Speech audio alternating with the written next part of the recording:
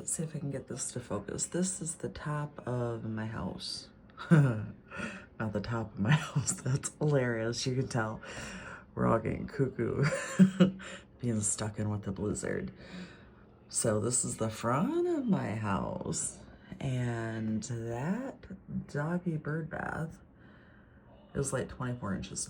So I'm not saying we got that much. I know total accumulation so far has been like 6 inches, but we're having extreme wind, and we have county workers that are stuck in the roads,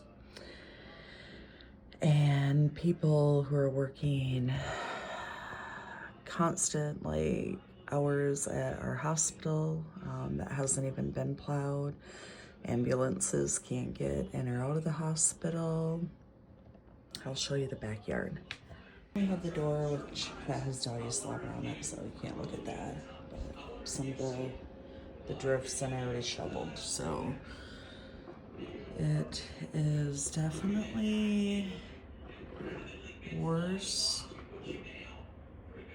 than you're probably gonna see on this video.